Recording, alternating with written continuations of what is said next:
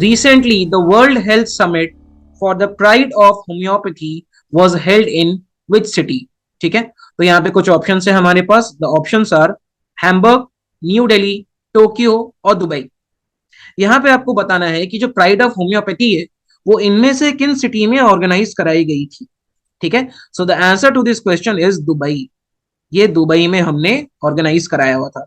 अब आप लोग कई बार ये सोचोगे कि अगर होम्योपैथी है और अगर यहाँ पे the name of any German city is present, तो पीपल का, लोगों का एक नेचुरल प्रीडिस्पोजिशन है कि होम्योपैथी जो है वो जर्मनी से स्टार्ट हुई थी और जर्मनी में ये बहुत ज्यादा प्रचलित है, तो क्यों ना होम्योपैथी में जर्मनी या जर्मन की किसी सिटी को मार दे. But this is not the case. In this the answer is Dubai. तो ये जो समिट है ना, this was the summit's first edition. ठीक है, ये समिट का पहला एडिशन है और ये जो हमने है दुबई में ऑर्गेनाइज कराया था. अब हमको पता है कि अगर हम किसी भी इंस्टीट्यूशन या ऑर्गेनाइजेशन या किसी भी इंटरनेशनल समिट या मीट की बात करते हैं, so there you should learn the theme of that particular meet या समिट. तो यहाँ पे जो थीम रखा गया था वो है diseases caused by climate change and global warming. by climate change and global warming. अब आप देखो, ये जो इसका थीम है ना, इसे आप याद कर सकते हो. क्यों? क्योंकि दुबई जो है, या for that matter Middle East, UAE, Saudi Arabia, ये वो नेशंस है जो आज के डेट में क्लाइमेट चेंज में प्रोएक्टिवली पार्टिसिपेट कर रहे हैं. ठीक है, so the answer to this question is Dubai. Coming on to the next question, which state has launched rural backyard piggery scheme. ठीक है, अब आप देखो यहाँ पे कुछ कुछ ऑप्शंस है. Maximum we have states of the eastern and north eastern India. तो देखिए यहाँ पे है Manipur, Meghalaya, Assam, West Bengal. None of the above, more than one of the above. ठीक है, तो इसका आपका आंसर है Meghalaya. So Meghalaya is the state which has launched the rural backyard piggery scheme. ठीक है, तो मेघालय के जो सीएम है, चलो एक और चीज आपको याद पता चल जाएगा, his name is mister Konrad के संगमा. ठीक है, एक और एक्स्ट्रा पीस ऑफ इंफॉर्मेशन आपको मिला. इन्होंने rural backyard piggery scheme start की है for the welfare of the farmers in general. देखो रूरल एरियाज में स्टार्ट किया गया है तो कहीं ना कहीं इसमें फार्मर एग्रीकल्चर का कंपोनेंट प्रेजेंट होगा ही होगा. ओके, चलिए. Which state has banned banners made up of vinyl. Vinyl is a chemical. इसके कुछ बहुत सारे we can see negative impacts भी होते हैं. तो कौन सा स्टेट है जिसने की विनाइल के बने हुए बैनर को बैन किया है? We have Goa, Bihar, Chhattisgarh, Andhra Pradesh. ठीक है, अब आप देखो, हम सब बीपीएससी के एग्जाम दे रहे हैं, तो आप लोग इससे बाय डिफॉल्ट ये मत समझ जाना कि अगर किसी क्वेश्चन में बिहार ऑप्शन दिया है तो वही सही होगा. ठीक है, देखो ये सारे क्वेश्चन जो है ना ये फैक्चुअल नेचर के, लेकिन स्टिल आई एम ट्राइंग है कि आपको यहाँ पे कुछ ना कुछ एलिमिनेशन टेक्निक से मैं अवगत करा दूं. तो इस क्वेश्चन का हमारे आंसर है, this is the state of Andhra Pradesh. So the state of Andhra Pradesh has banned the banners made up of vinyl. Why? Because this is an initiative of the state against plastic. ठीक है, vinyl जो compound है इसमें plastic का भी component है, तो आंध्र प्रदेश ने इसको बैन किया है क्योंकि वहां पर एक रिसेंट मुहिम चल रही है against the plastic production, plastic consumption को लेकर. ठीक है, so the next question is international counter ransomware initiative known by the name of ICRI, ये किस कंट्री में हेल्ड किया जा रहा है? Again we have four option, India, Singapore, South Korea, Ukraine, none of the above. ठीक है, अब आप यहाँ पे अप्रिशिएट करो इस चीज को कि यहाँ पे रैंसमवेयर यानी something related to cyber security is being talked about. ठीक है, अब आप देखो यूक्रेन जो है this is reeling under war. यहाँ पे अभी वॉर है, तो सबसे पहले तो यहाँ पे कोई समिट ऑर्गेनाइज कराने की पॉसिबिलिटी ही नहीं है, and that too against cyber security. ठीक है, तो ये तो हमारा सरासर खारिज हो गया. बचा ये तीन, तो इन तीन में the answer will be India. Because India जो है this is toiling very hard to make its cyber space safe. उसके लिए इंडिया ने अभी ये समिट या एक इनिशिएटिव को ऑर्गेनाइज कराया है. और ये बेसिकली क्या है ना, ये हमने पहले भी देखा था, ये समिट का जो नेम है that is synergy. So therefore cyber security exercise synergy as a part of ICRI was held in India. आगे बढ़े. The next question is which of the following movie is going to get a comic book adaptation? बचपन में देखा होगा आपने, comics book आती है ना, स्पाइडरमैन, बैटमैन, सुपरमैन के नाम पे. सो बेसिकली वो सुपर हीरोज के नाम पे होती है। ठीक है, अब आप देखो यहाँ पे हमारे पास में क्या क्या option. We have Baahubali 2, we have black, black एक मूवी आई थी ना स्टारिंग अमिताभ बच्चन एंड रानी मुखर्जी। ठीक है, तो देखो बाहुबली है, ब्लैक है, भूल भुलैया 2 है, केजीएफ। अगेन लोगों का क्या नॉर्मल अपना कंसेप्शन होता है कि जहां भी सुपर हीरोज की बात होती है वहां पे हम जनरली कॉमिक्स की बात करते हैं। तो या तो लोग यहाँ पे बाहुबली मार देंगे या फिर लोग यहाँ पे केजीएफ मार देंगे। ब्लैक तो शायद हो सकता है लोगों को पता ही ना हो, लेकिन यहाँ पे जो आंसर है दैट इज भूल भुलैया 2। देख रहे हो आप, मैक्सिमम ऑफ द एमसीक्यू हमने ऐसे सेलेक्ट किए हैं जिनमें कुछ अपवाद है, यानी जो नॉर्मली लोग सोचेंगे उससे कुछ हटके ही आंसर है। ठीक है, तो यहाँ पे आंसर है भूल भुलैया। देयरफॉर इसमें जो स्टार थे his name was Kartik Aaryan. Therefore Kartik Aaryan starrer Bhool Bhulaiyaa 2 is getting a comic adaptation, और वो कॉमिक बुक का नाम है रूह बाबा की भूल भुलैया। ठीक है, तो एग्जाम में आपसे ये भी पूछ सकते हैं द कॉमिक बुक रूह बाबा की भूल Bhulaiyaa is a comic adaptation of which movie. ठीक है, या फिर आपसे पूछा जा सकता है कि एक बात बताओ, रूह बाबा की भूल भुलैया क्या है, is it a book, is it a journal, is it a comic. ठीक है, तो ये सारे पीस ऑफ इंफॉर्मेशन को आप एक साथ गैदर करो and then you will certainly get a very good answer. चलिए ठीक है, आगे बढ़ता है। कन्होजी आंग्रे वॉज अ, तो बेसिकली क्या है ना, this is the name of a person. आपको यहाँ पे बताना है कि who was he. He was a Mughal military commander, he was a Buddhist monk, he was a Hindu Sufi saint, और he was a Maratha naval commander। तो इसका answer होगा this person which is, and his name is Kanhoji Angre, Kanhoji Angria. He was an Indian admiral of Maratha, Indian admiral of Maratha navy, यानी ये Maratha navy के साथ related थे। ठीक है, ये याद रखना आप। Factual question, nothing to be talked about. आगे बढ़ते हैं यहाँ पे। So the question is Vidya Nidhi Yojana is associated which of the following state. देखो आप यहाँ पे again we have four options, the names are Karnataka, Telangana, Bihar and Gujarat. So the answer to this question will be Karnataka. ठीक है, getting the point. So therefore आप यहाँ पे एक छोटा सा टिडबिट याद कर लो। कर्नाटका जो है ना, वहां पे ये विद्या निधि योजना पहले से ही काम कर रही थी।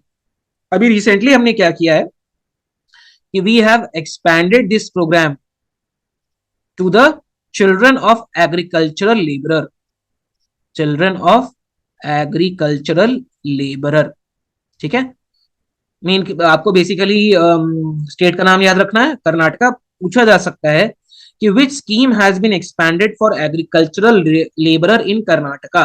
सो the answer will be Vidya Nidhi Yojana. आगे बढ़े, moving on to the next question. चलिए, according to the NCRB data, हमने पहले भी एनसीआरबी डेटा से रिलेटेड कुछ कुछ क्वेश्चंस देखे हैं, या फिर से देखो आप। What is the rank of Bihar in total crime against women. ठीक है, यहाँ पे अगेन हमारे पास बहुत सारे ऑप्शन है, देखो आप यहाँ पे we have first, ninth, third और fifth. Again a very factual question, तो डायरेक्टली हम यहाँ पे आंसर पे आते हैं। इसका आंसर है नाइन्थ। सो बिहार जो है वो नाइन्थ रैंक कर रहा है। देखो यहाँ पे रैंकिंग कैसी होती है, अगर आपका फर्स्ट रैंक है मतलब है कि maximum crime is being committed against women, और अगर आपका रैंक लास्ट है इसका मतलब है कि least crime is committed against women. ठीक है, अब यहाँ पे एक और छोटा सा डेटा ये बताया गया है कि बिहार में जो क्राइम अगेंस्ट वुमेन है, the crime against women, this is approximately half of the national average. ठीक है, तो मान के चलो आप अगर नेशनल एवरेज में x percentage of crime women के अगेंस्ट होते हैं तो बिहार में that is x/2।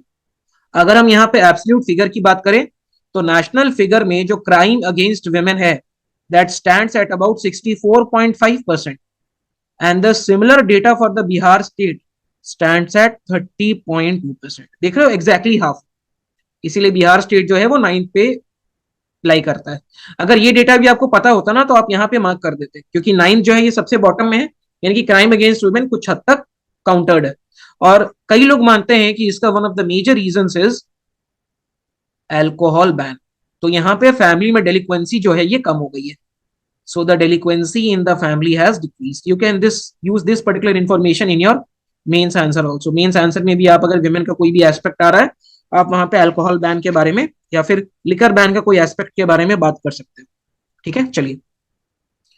India overtook which country to become the fifth largest economy.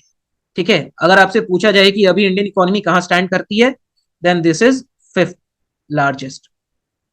अब एक और छोटी सी चीज, चलो ठीक है, पहले ये क्वेश्चन डिस्कस करते हैं, फिर एक इसके बारे में आपको एक एक्स्ट्रा फिगर बताऊंगा। ओके, तो इंडिया ने अभी रिसेंटली ओवरटेक किया है यूनाइटेड किंगडम को।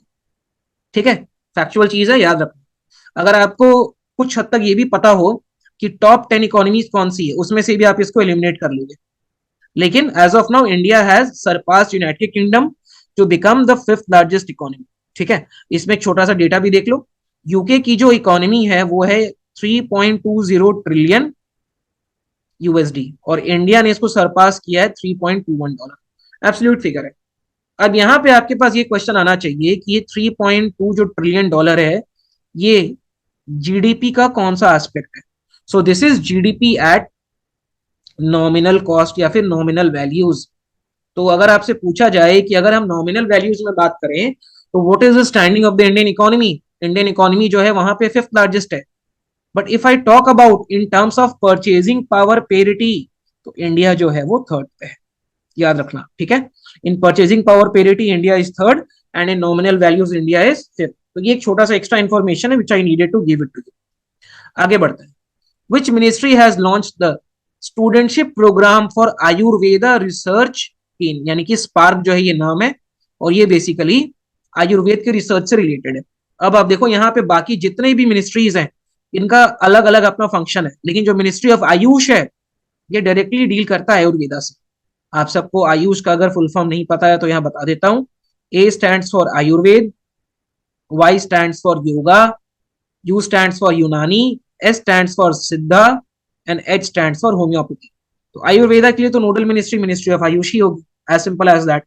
आगे बढ़े, इसमें एक छोटा सा डेटा आप ये पता कर लो कि central council for research in Ayurvedic sciences, central council for research in Ayurvedic sciences, जिसका की हेडक्वार्टर जो है वो दिल्ली में है, उन्होंने इस स्पार्क मिशन को लॉन्च किया है, एज सिंपल एज दैट। आगे बढ़ते हैं।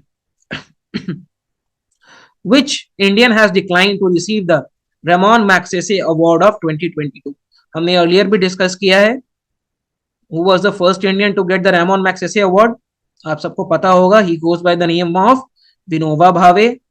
लास्ट इंडियन या जो सबसे फेमस है, जो भी न्यूज में भी चल रहा है, 2019 में जर्नलिस्ट रवीश कुमार को दिया गया है। 2022 में it was to be given to an Indian, but that person has declined this particular award. इनका नेम है, the name is K Selja.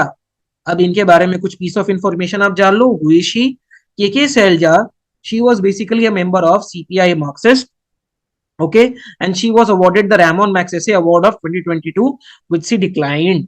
और इनको ये अवार्ड कौन से फील्ड में मिला है? For commitment and service, for commitment and service during the Covid era. ठीक है, इसमें हमने के शैलजा को रेमोन मैग्सेसे से सम्मानित करने का सोचा है। ठीक है, आगे, बैराक Obama has von Emmy award for narration of which documentary. देखो ये क्वेश्चन क्या होता है ना, मान के चलो कोई अगर डॉक्यूमेंट्री हमने बनाई है, तो डॉक्यूमेंट्री में किन्हीं का वॉइस ओवर होता है।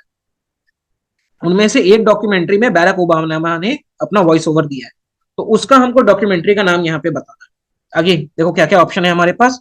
Option are, a promised land, the audacity of hope, African American, our great national park. इसमें the answer is option number D, our great national park. अब इसके बारे में हम कुछ टिडबिट्स जानते हैं। What are the tidbits? The tidbits are that Barack Obama has won for so and so, और बैराक ओबामा जो है ना, he is the second president to be awarded with the Emmy. ठीक है, तो पहले प्रेसिडेंट कौन थे? The first president goes by the name of mister Dwight D Eisenhower. ठीक है, ये वो पहले प्रेसिडेंट है जिनको ये अवार्ड दिया गया था इन 1956। और ये जो डॉक्यूमेंट्री है ना, this is showcased in Netflix. ठीक है, चलिए आगे बढ़ते हैं। Who has been honoured with the life time achievement award by the capital foundation? इनको ये अवार्ड से सम्मानित किया गया है। देखिए, Nitish Kumar, Naveen Patnaik, Basavaraj Bommai, Ashok Gehlot, all of them are CM. तो कुछ हद तक आप ये बता सकते हो कि देखो लाइफ टाइम अचीवमेंट जो है ना, ये या तो बहुत ही एजेड पर्सन को मिलता है, या the person who has done a lot, बहुत सारी ऐसी चीजें हैं, ठीक है। कुछ आप यूज करके एलिमिनेट कर सकते हो, लेकिन let me tell you the answer. यहाँ पे answer is Naveen Patnaik. Who is he is the CM of Orissa, ठीक है। ये उड़ीसा स्टेट के सीएम है। He has been awarded with the life time achievement award by whom? By the Capital Foundation। आगे बढ़े। Recently, the Union government has decided to celebrate Hyderabad Liberation Day on which day? थोड़ा सा इसके बारे में आपको history बताता हूँ। बहुत सारी चीजें भी आपकी रिवाइज होंगी and you will get to know a lot of things. तो देखो अब यहाँ पे क्या है। जब हम लोग का देश आजाद हुआ था, तो वहां पे the princely states had three option, either to join the Indian union, to join the Pakistan और टू रिमेन इंडिपेंडेंट। तो हैदराबाद स्टेट जो है, इन्होंने इंडिपेंडेंस रहने का तय किया, लेकिन वहां पे एक इनकी पैरामिलिट्री थी known by the name of Razakars, and they inflicted a lot of harm to the people. वहां के लोकल पीपल पे इन्होंने बहुत ज्यादा अत्याचार किया, ठीक है। उसके बाद में इंडियन गवर्नमेंट ने वहां पे मिलिट्री या फिर पुलिस एक्शन से हैदराबाद को इंडियन यूनियन में एनेक्स किया। और ये जो डेट है, ये डेट जो है, this is September 17 of 1948. So this was precisely the day where Indian government launched operation Polo. तो आपको इससे क्या क्या चीजें पता चली। सबसे पहले ऑपरेशन पोलो लॉन्च किया गया था 17 सितंबर 1948 में, जहां पुलिस एक्शन के द्वारा हैदराबाद को इंडियन यूनियन में मर्ज किया गया। Got the point. तो चलिए, पूरा मैंने हिस्ट्री बता दिया है, इसका आंसर हो जाएगा September 17। आगे बढ़े। Former vice president doctor Sarvepalli Radhakrishnan has been awarded with the Bharat Ratna in which year? Doctor Sarvepalli Radhakrishnan, जिनके ऑनर में we celebrate the teachers day, he was the second president of India and the first vice president. ये भी कुछ facts हैं इनके बारे में जो आप याद रख लेना, ठीक है। तो इनको भारत रत्न कब दिया गया था, देखो आप यहाँ पे, he was awarded the Bharat Ratna in 1954, the book, and he has authored the book The Philosophy of Rabindranath Tagore, ठीक है। Philosophy of R.N. Tagore। अब देखो ये अगर न्यूज में आ रहा है, अब आपका काम क्या है ना, आप यहाँ पे जाके देखो कि रविंद्रनाथ टैगोर को किस ईयर में नोबेल प्राइज दिया गया है। अब रविंद्रनाथ टैगोर की बात हो रही है तो आपको पता होगा इन्होंने नाइटहुड भी रिनाउंस किया था। ही रिनाउंस्ड हिज नाइटहुड। तो इन्होंने किस इवेंट में नाइटहुड रिनाउंस किया था? जलियांवाला बाग मैसेकर। तो इस तरीके से आप बैकवर्ड लिंकेजेस जो हैं वो ड्रॉ करते रहोगे। Got the point. चलिए आगे बढ़ते हैं। क्वेश्चन है, who has been appointed as the executive chairman of NALSA? NALSA stands for national legal service authority, ठीक है। सितंबर 3, 2022 में किसे उनका एग्जीक्यूटिव चेयरमैन नियुक्त किया गया है। तो आपको पता होगा कि नालसा के जो एग्जीक्यूटिव चेयरमैन होते हैं ना, he is the CJI of India. And who is the chief justice of India as of now? Justice DY Chandrachud. तो जस्टिस डीवाई चंद्रचूड़ को हमने चूज किया गया है as the CJI. Again CJI का क्वेश्चन आ गया तो आपको ये याद रखना है कि he is the CGI of which number, before him who was the CGI, and all those things. And the executive chairman to the NALSA is appointed by the president of India, ठीक है। चलिए moving on to the next question. Who has authored the book titled The Indian Way, Strategies of an Uncertain World? देखिए, we have name of Ajit Doval, S Jaishankar, Mr. Vinay Mohan Kwatra, Shashi Tharoor, ठीक है। So this book is authored by our very own external affairs minister, Mr. S Jaishankar, ठीक है। Got the point? And basically S Jaishankar, he has released the Gujarati version, ठीक है। इन्होंने इस book के Gujarati version the Indian way strategies of an uncertain world को launch किया है। देखो इसका नाम से आप कुछ हद तक इसको डिड्यूस कर भी सकते थे कि the Indian way strategies of an uncertain world, यहाँ कुछ ना कुछ वर्ल्ड पॉलिटिक्स की बात हो रही है, ठीक है। तो वर्ल्ड पॉलिटिक्स की बात हो रही है तो कहीं ना कहीं एक्सटर्नल अफेयर्स मिनिस्टर तो इन्वॉल्व होंगे ही होंगे। इस तरीके के टिडबिट्स लगा के देखिए, you can solve it, okay. बाकी यू शुड नो कि राइट आंसर क्या है, लेकिन अगर नहीं पता है तो आज के डेट में नेगेटिव भी आ गया है, तो you have to be very cautious while marking the answer. Got the point. चलिए, Bihar government has decided to digitally train which class of persons under the Kaushal Yuva Kendra? किन क्लास ऑफ पर्संस को कौशल युवा केंद्र के अंदर ट्रेन करने की बात चल रही है? So they are the construction workers. जो कंस्ट्रक्शन वर्कर्स है ना, जो बिल्डिंग वगैरह बनाते हैं, उनको अभी हम डिजिटली ट्रेन करने की बात कर रहे हैं। तो बिहार गवर्नमेंट जो है ये इन्होंने कौशल युवा केंद्र नाम की एक स्ट्रैटेजी स्टार्ट की है, where they digitally train persons for certain things, rather this is a way of scaling, upskilling and reskilling. Got the point? अगला, what will be the new name of the Rajpath which connects the Rashtrapati Bhavan and the India Gate? देखो, जब आप दिल्ली में जाओगे ना central secretariat में, तो वहां पे at the one end you will be having Rashtrapati Bhavan और एक गेट में you will be having India gate, तो उनको एक रोड कनेक्ट करता है. So that road was earlier known as Rajpath. उनका अभी लेटेस्ट नेम क्या है? शक्ति पथ, कर्तव्य पथ, देशभक्त पथ, सावरकर पथ. तो उसका जो लेटेस्ट नेम है that goes by the name of कर्तव्य पथ. तो जो कर्तव्य पथ है ये अभी लेटेस्ट नेम है. इनका इंग्लिश में ट्रांसलेशन है पाथ ऑफ ड्यूटी. ये तो आपको इससे अपना पता ही चल रहा होगा. Okay, so going on to the next question. Who has been elected as the new PM of United Kingdom? अब ये जो अपना क्वेश्चन है ना, ये आपका है अक्टूबर का करंट अफेयर्स का. तो अगर ये एग्जाम मान के चलो अगर अक्टूबर में होता, so the answer would have been Liz Truss. लेकिन as everyone of us know that she was removed from the position and as of now the new prime minister of UK is mister Rishi Sunak. ठीक है, तो अभी का ये जो answer है ये होगा Rishi Sunak. Okay, let us proceed forward. अगला क्वेश्चन है हमारे पास में, what is the purpose of inflatable aerodynamic decelerator recently tested by ISRO? अभी इसरो ने एक नया इक्विपमेंट टेस्ट किया है, तो इसमें से कौन से 4 या 5 ऑब्जेक्टिव में से एक उसका ऑब्जेक्टिव है? Recovery of spent stages of rocket. अब इसका मीनिंग क्या होता है ये समझो आप. यहाँ पे हम सबको पता है कि जब भी हम किसी रॉकेट को ऊपर भेजते हैं ना, तो उसमें बहुत सारे स्ट्रैप ऑन मोटर्स होते हैं, स्ट्रैप ऑन मोटर्स. और जैसे जैसे इन स्ट्रैप ऑन मोटर्स की यूटिलिटी खत्म होती जाती है, they are being left off और वो सी में गिर जाते हैं. तो ये जो यहाँ पर टेक्नोलॉजी की बात हो रही है, क्या ये इसको यूज करता है? दूसरा, landing payload of other planets. तीसरा, मेकिंग स्पेस हैबिटेट.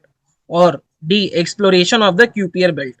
तो पता है Kuiper belt is an asteroid belt. ठीक है, तो ये जो टेक्नोलॉजी है ये इनमें से किस एक के काम आती है या फिर इनमें से एक से ज्यादा के काम आती है? तो आप देखो यहाँ पे इसका जो आंसर होगा वो होगा option number E, that is more than 1. अब ये जो है इसका यूटिलिटी है स्पेंट स्टेजेस ऑफ रॉकेट की रिकवरी में भी, landing payloads on other planets में भी इसकी यूटिलिटी है. तो ये जो दो यूटिलिटी है basically, this is the utility of inflatable aerodynamic decelerator. So the answer will be option number E in this particular case. Moving on to the next question. Who has been appointed as the new chairman and the managing director of Shipping Corporation of India Limited? Again, we have 4 options with us. Mr. Rakesh Bhatt, Vinay Trivedi, BK Tyagi, Manoj Tiwari. A very factual question again. So, इसका answer होगा Mr. BK Tyagi. And his full name is Mr. Vinay Kumar Tyagi. तो विनय कुमार त्यागी को हमने choose किया है as a new chairman and managing director of shipping corporation of India limited. ठीक है,